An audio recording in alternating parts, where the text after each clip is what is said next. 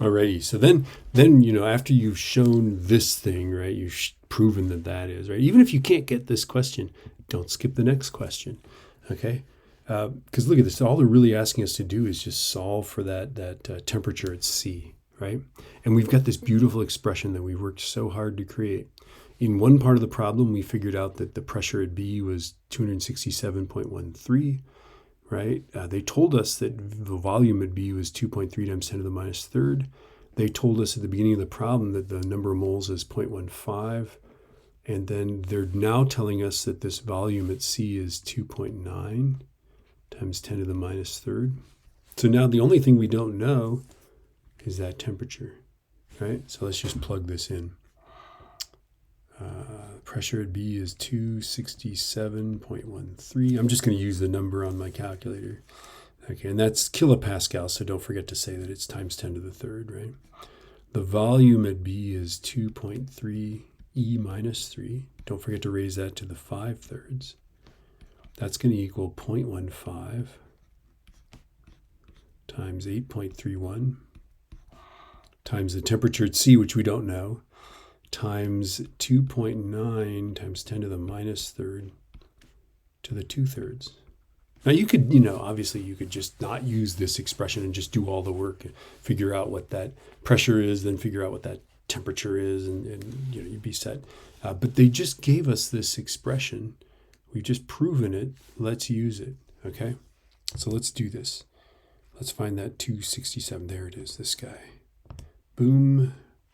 Times 10 to the third times 2.3 E minus 3 raised to the 5 divided by 3, right arrow, divided by 0.15 divided by 8.31 divided by this guy, 2.9 E minus 3 raised to the 2 divided by 3. I don't know if it matters if I go out of that.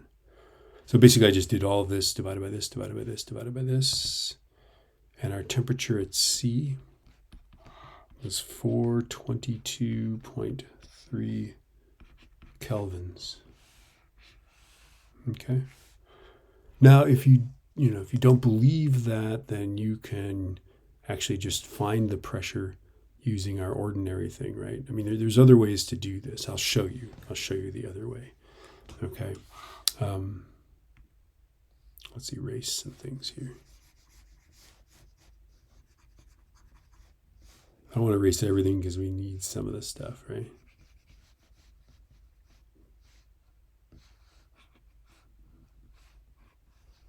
All right, we're going to get the same answer here, but let's do it, maybe step by step or something. Okay. So you didn't like that way. Let me show you another way. All right. So we know at B, right? We know that that pressure times this is P C. Here we can do this. Pressure at B, VB to the 5/3 equals pressure at C, V C to the 5/3. All right, so let's do that first. We know that at B it's 267.13 E3, right? 267.13. I don't know what that is. Jeez, I'm just a mess here. All right, there it is. And then our volume is 2.3 E minus 3 to the 5/3, right, is equal to the pressure at C, which we don't know. We know the volume at C is 2.9 E minus 3 to the 5/3. So we're used to this calculation, right? So let's do this. 267.13 times 2.3 E to the, raised to the 5 divided by 3 divided by 2.9 raised to the 5 divided by 3. So this new pressure, PC, ends up being 181.526 kilopascals. Okay? Now we can find that temperature at C. We can use PV as nRT. right? So T is going to be PV over NR.